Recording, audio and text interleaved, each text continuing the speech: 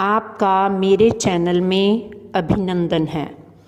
आज हम कक्षा 9वीं के रहीम जी के दोहे पढ़ेंगे। रहीम जी के नीति परक दोहे अत्यधिक प्रसिद्ध हैं। उन्होंने अनुभव के आधार पर जिन तथ्यों का संग्रह किया है वे इन दोहों में प्रस्तुत किए गए हैं।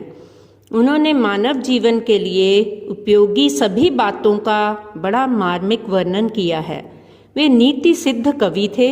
उनके काव्य में भक्ति, नीति तथा वैराग्य की त्रिवेणी बहती थी। उनके सूक्ति परक दोहे भी अत्यधिक प्रभावशाली बन गए हैं। रहीम ने अपने दोहों के माध्यम से उन सब बातों की निंदा की है जो मानव की प्रतिष्ठा में बाधक होती हैं। यही नहीं, उनके दोहे अपनी सरलता, मधुरता, उपदेशात्मकता, सहजता एवं कलात्मकता के कारण हिंदी साहित्य की अमूल्य निधि बन गए हैं। उन्होंने ब्रज तथा अवधी भाषा का प्रयोग किया। वे तुर्की, अरबी तथा फारसी के परम विद्वान थे। उनके बारे में इतना ही कहना चाहूँगी, हम अपने वक्त के सूरज हैं, हमें पहचानो, जलेंगे हम तो सितारों में रोशनी होगी। तो आइए पढ़ें रहीम जी के दोहे। पहला दोहा इस प्रकार है। रहीमन धागा प्रेम का मत तोड़ो चटकाए, टूटे से फिर ना मिले, मिले गांठ पड़ जाए। तो यहाँ पर सबसे पहले शब्दार्थ देखेंगे। गांठ पड़ना लाक्षणिक प्रयोग है। चटकाए तोड़ना। यह दोहा छंद है और यहाँ पर सधुकड़ी भाषा का प्रयोग किया गया है। प्रसंग प्रस्तुत दोहा रहीम जी द्वारा रचित है। इस दोहे में कवि ने प्रेम संबंधों को सदा बनाकर रखने की प्रेरणा दी है। व्याख्या इस प्रकार है।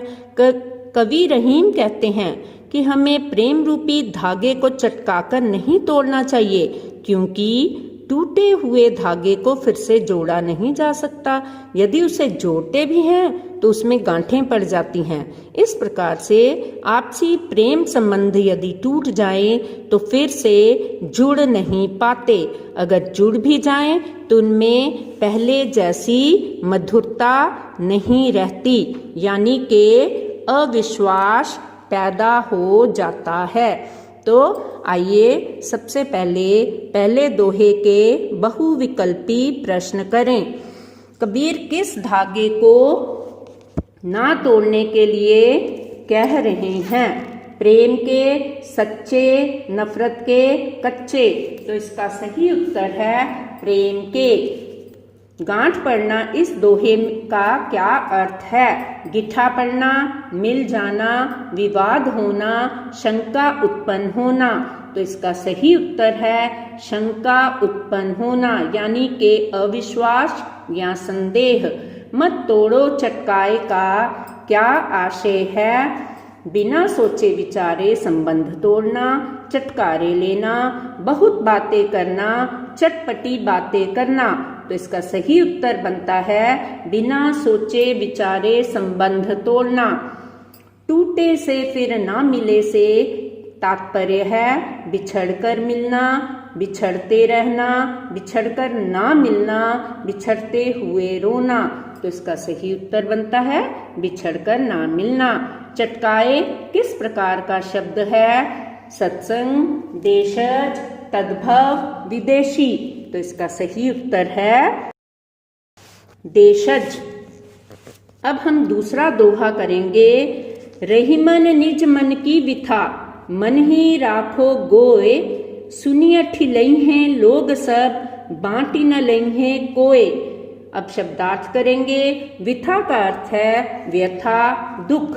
गोए छिपाकर, मजाक उड़ाना, यानी कि लोग अगर हमारी बात सुन लेंगे तो अठिलइये का अर्थ है मजाक उड़ाएंगे। अब प्रसंग करेंगे। प्रस्तुत दोहा रहीम जी द्वारा रचित है। इस दोहे में कवि ने यह समझाया है कि कभी भी किसी को अपने मन का दुख नहीं बताना चाहिए। कवि रहीम जी कहते हैं, अपने दुख दर्द को अपने मन में ही छिपा कर रखना चाहिए, क्योंकि सब तुम्हारी बातें सुनकर तुम्हारा मजाक ही उड़ाएंगे, कोई तुम्हारा दुख बांटेगा नहीं। भाव यह है कि हृदय के भावों को जग जाहिर मत करो, कोई किसी के दुखों को बांटता नहीं है, अपितु मजाक का केंद्र बना देता है। यहाँ पर अब हम इसके बहुविकल्पी प्रश्न करेंगे। कवि अपनी व्यथा कहाँ छुपाकर रखने के लिए कह रहा है?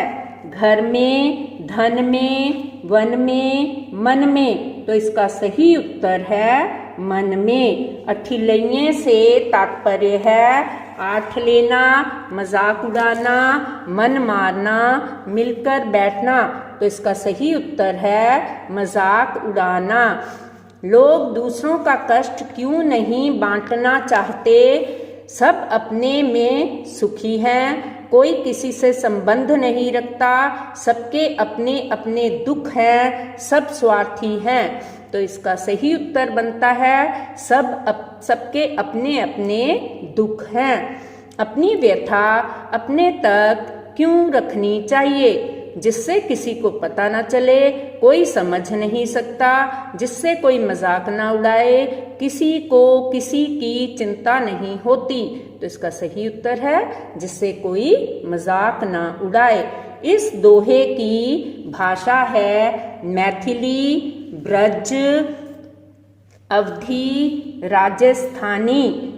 तो इसका सही उत्तर है ब्रज। अब हम अगला दोहा करेंगे। एके साधे सब सदे, सब साधे सब जाए, रहीमन मूल ही सींचिबो, फूले फले अघाए। शब्दार्थ: मूलहि जड़, अघाए संतुष्ट होना, तृप्त होना। प्रसंग: प्रस्तुत दोहा रहीम जी द्वारा रचित है। इस दोहे में कवि ने एक को अपना इष्ट देव मानने की प्रेरणा दी है। व्याख्या: कवि कहते हैं कि किसी एक इष्ट देव की सेवा करने से सभी काम सफलतापूर्वक हो जाते हैं, परंतु कई लोगों की सेवा करने से सब कुछ नष्ट हो जाता है। रहीम जी कहते हैं कि वृक्ष की जड़ को सींचने से ही वृक्ष पर खूब फल फूल लगते हैं, उन्हें खाकर मनुष्य तृप्त हो जाता है। इस प्रकार एक इष्ट को साधने से सब कार्य सफल हो जाते हैं। अब इसके बहुविकल्पी प्रश्न करेंगे। इस दोहे में कवि ने किसका विरोध किया है? पूजा का, एक इष्ट का, बहुदेववाद का, समभाव का। तो इसका सही उत्तर बनता है बहुदेववाद का। एके साधे सब सधे, सब साधे सब जाए में अलंकार है अनुप्रास, यमक, श्लेष, अतिशयोक्ति। तो इसका सही उत्तर है अनुप्रास। रहीमन मूल ही सींचिबो में मूल ही क्या है? मूली, मूलधन, जड़, देश। तो इसका सही उत्तर है जड़। सब साधे सब जाए से तात्पर्य है सबको प्रसन्न करना कठिन है, सबको प्रसन्न करने से सब नष्ट हो जाता है, सब साधु अपने आप चले जाते हैं, सब सज्जन जा रहे हैं। तो इसका सही उत्तर है सबको प्रसन्न करना कठिन हो जाता है। अघाए शब्द का अर्थ है आ जाना, तृप्त होना, संतृप्त होना, नष्ट होना। तो इसका सही उत्तर है तृप्त होना। आइए अब चौथे दोहे पर दृष्टि डालें। चित्रकूट में रमि रहे, रहीमन अवध नरेश, जा पर विपदा पड़त है, सो आवत यह देश। शब्दार्थ इस प्रकार हैं। अवध का अर्थ है अयोध्या, रम रहना, बसना, विपदा मुसीबत। प्रसंग प्रस्तुत दोहा रहीम जी द्वारा रचित है। इस दोहे में कवि ने चित्रकूट की महिमा का वर्णन किया है। व्याख्या इस प्रकार है। कवि रहीम जी कहते हैं, अयोध्या नरेश श्री रामचंद्र जी चित्रकूट में निवास कर रहे हैं। कष्ट आने पर ऐसी जगह भी जाना पड़ता है जो अनुकूल नहीं होती। जिस पर कोई मुसीबत पड़ती है वह अपने कष्टों को दूर करने के लिए दूसरों की शरण में जाता है। विकल्पी प्रश्नों को करेंगे।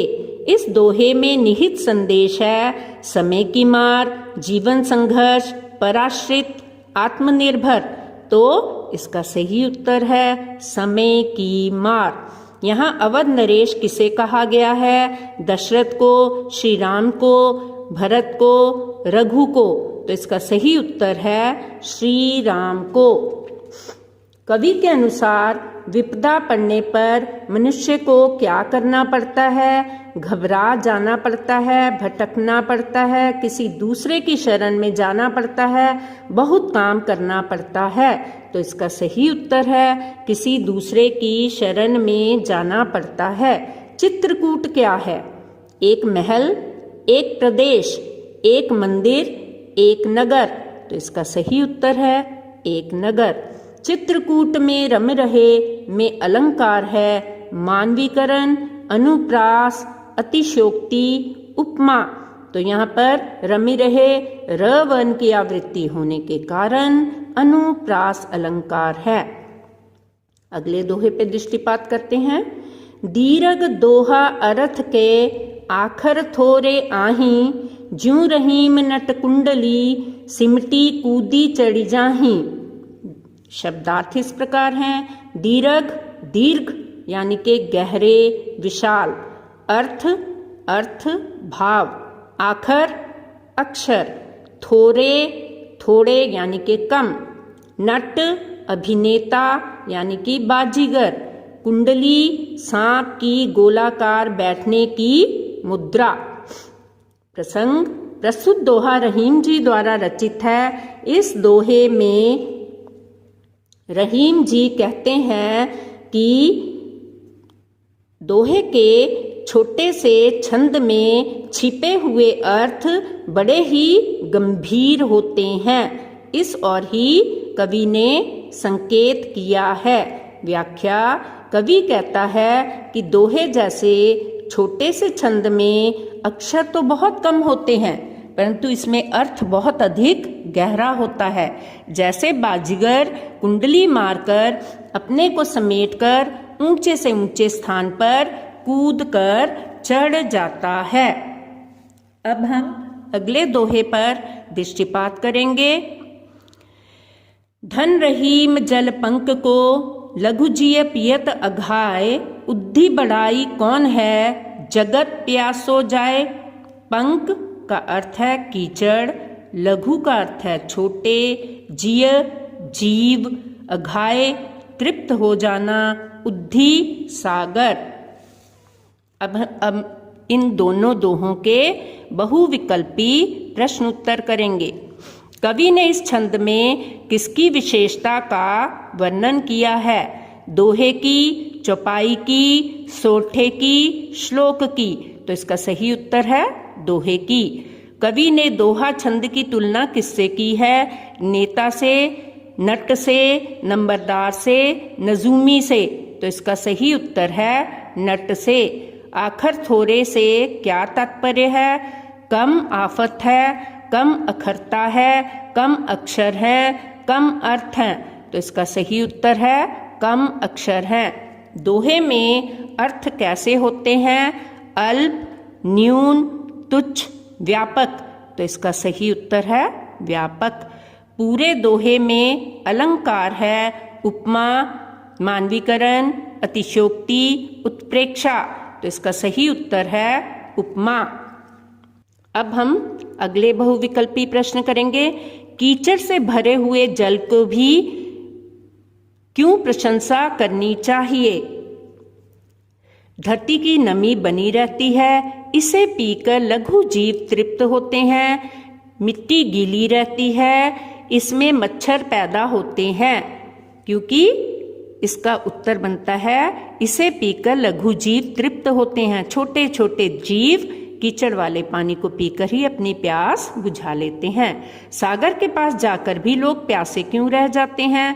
पानी बहुत गहरा होता है, पानी खारा होता है, पानी में रेत होती है, पानी बहुत ठंडा होता है।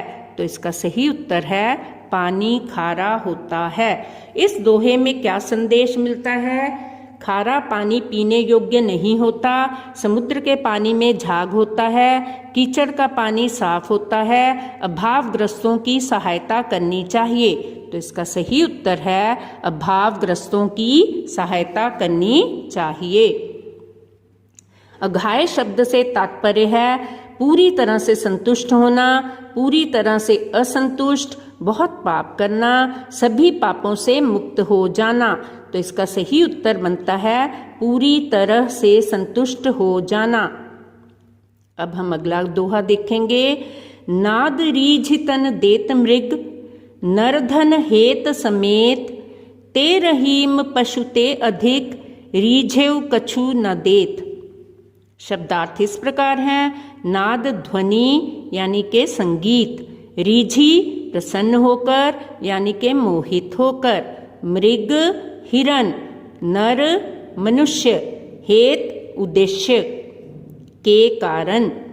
प्रसंग प्रस्तुत दोहा रहीम जी द्वारा रचित है। इस दोहे में कवि ने किसी के कार्य से प्रसन्न होकर उसको समुचित पुरस्कार देने का संदेश दिया है।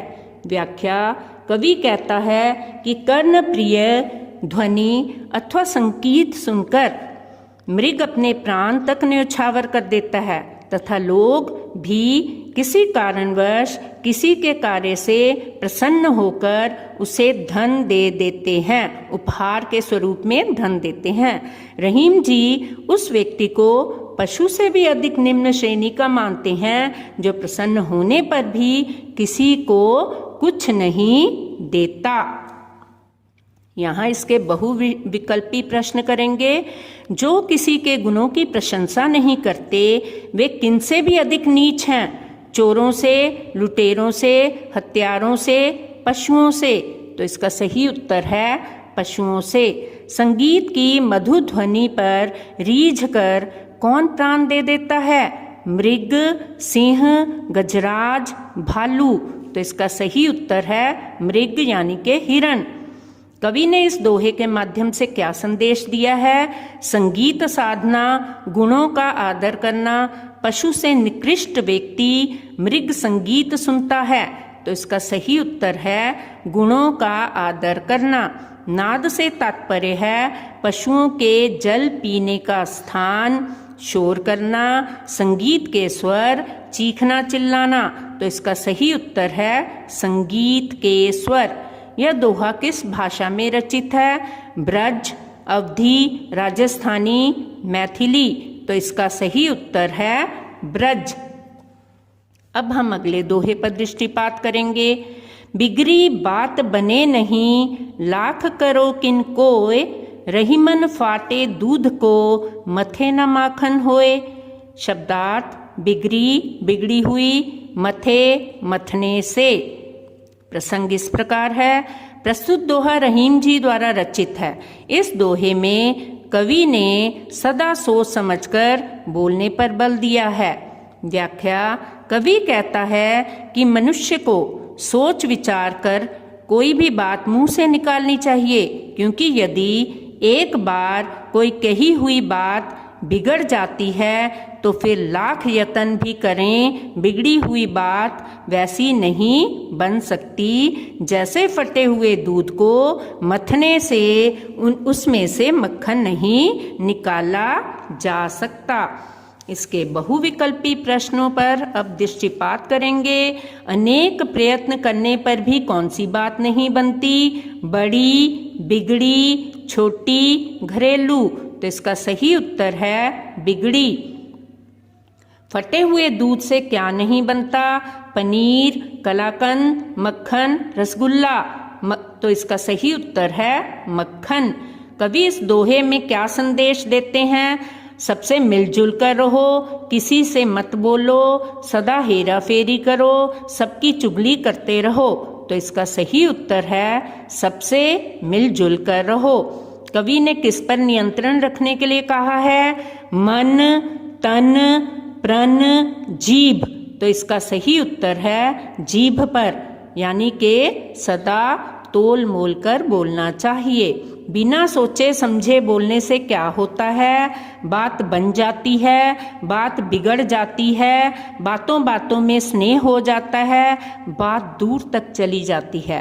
तो इसका सही उत्तर बनता है बात बिगड़ जाती है। अगला दोहा देखेंगे। रही मन देखी बढ़ेन को, लघु न दीजिए डार, जहाँ काम आवे सुई, कहा करे तरिवार। यहाँ इनके शब्दार्थ पर दृष्टिपात करेंगे। बड़ेन बड़े, धनवान तथा प्रतिष्ठित, लघु छोटे छोटे, गरीब यानी के निर्धन, तरवार यानी के तलवार। प्रसंग, यह दोहा रहीम जी के दोहों से अवतरित है। इस दोहे में रहीम जी ने स्पष्ट किया है कि बड़ी वस्तुओं तथा बड़े प्राणियों के साथ साथ छोटी वस्तु, छोटे कहे जाने वाले प्राणियों का भी महत्व होता है।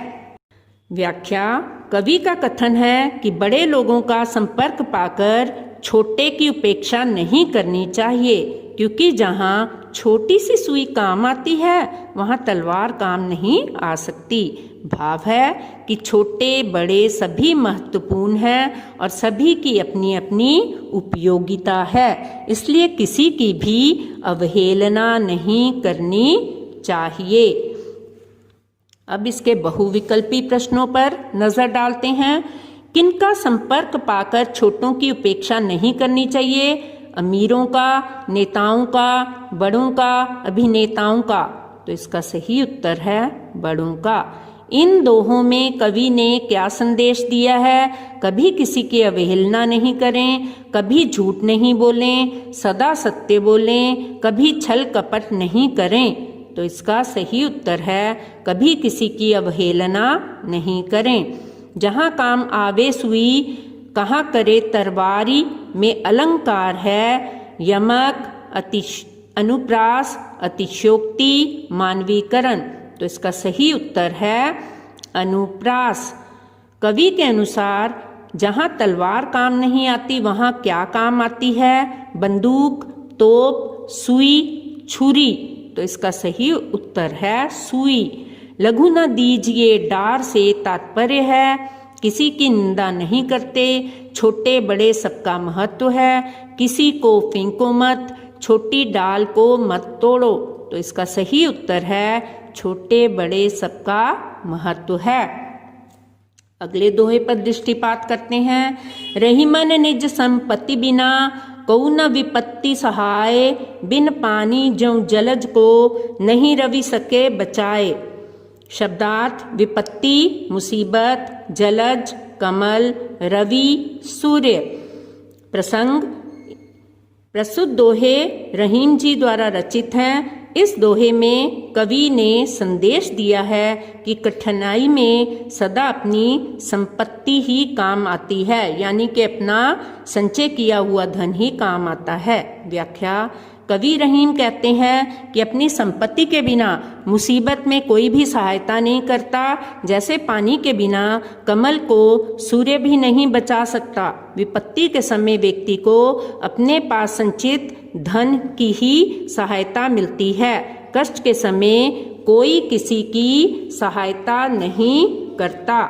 इसके बहुविकल्पी प्रश्न इस प्रकार हैं। विपत्ति में मनुष्य का साथी कौन है? मित्र, संपत्ति, पत्नी, भाग्य। तो इसका सही उत्तर है संपत्ति। जलज का अर्थ है जल जाना, वर्षा होना, कमल बादल बनना। तो इसका सही उत्तर है कमल। जल के बिना कमल को कौन सुखा देता है? आंधी, ठंडक, वर्षा, सूर्य। तो इसका सही उत्तर बनता है सूर्य। संपत्ति मनुष्य को कैसा बल प्रदान नहीं करती? मानसिक, विपत्ति में, धार्मिक, मृत्यु से बचाने का। तो इसका सही उत्तर है मृत्यु से बचाने का। जिसके पास संपत्ति नहीं है उसकी कौन सहायता करता है? कोई भी नहीं। शासन, भाग्य, धर्म। तो इसका सही उत्तर है कोई भी नहीं। आइए अगले दोहे पर दृष्टिपात करें। रहीमन पानी राखिए, बिन पानी सब सून, पानी गए न उबरे, मोती मानुष चून। अब इसके शब्दार्थ देखिए। पानी यानी के स्वाभिमान, इज्जत। दूसरा इसका अर्थ बनता है चमक। तीसरा इसका अर्थ बनता है जल। उबरे महत्व पाना, मानुष मनुष्य। अब इसका प्रसंग देखो। प्रस्तुत दोहे के रचयिता रहीम जी हैं। इसमें उन्होंने पानी के विभिन्न अर्थों के माध्यम से अपने काव्य में चमत्कार उत्पन्न कर दिया है। व्याख्या। रहीम जी का कथन है कि मनुष्य को अपने मान सम्मान का सदैव ध्यान रखना चाहिए। मान सम्मान के अभाव में मनुष्य का महत्व उसी प्रकार नहीं रहता जिस प्रकार चमक रहित मोती का, बिना जल के आटे का महत्व नहीं रहता। बहुविकल्पी प्रश्न करते हैं। इस दोहे में अलंकार है यमक, अतिशयोक्ति, श्लेष, मानवीकरण। एक ही शब्द के अनेक अर्थ होने के कारण यहाँ पर श्लेष अलंकार है। मोती कब तक मूल्यवान है? जब तक सीपी में बंद रहता है। सीपी के बाहर आने पर जब तक उसमें चमक है, जब तक वह बिकता है। तो इसका सही उत्तर है जब तक उसमें चमक है। चून के लिए सबसे महत्वपूर्ण है घी, शहद, मक्खन, पानी। तो इसका सही उत्तर बनता है पानी, क्योंकि चून यहाँ पर आटे के लिए इस्तेमाल किया गया है। आटे को गूंथने के लिए पानी की आवश्यकता पड़ती है। इस दोहे में निहित संदेश है सदा मोती पहनो, स्वाभिमानी बनो, सबको चूना लगाओ, मन मर्जी से जीवन व्यतीत करो। तो इसका सही उत्तर है स्वाभिमानी बनो। इस दोहे में पानी शब्द का प्रयोग 3 बार हुआ है, जिसके अर्थ हैं इज्जत, चमक, जल, धर्म, काम, अर्थ, सुबह, दोपहर, संध्या, बचपन, जवानी, बुढ़ापा। तो इसका सही उत्तर है इज्जत, चमक तथा जल।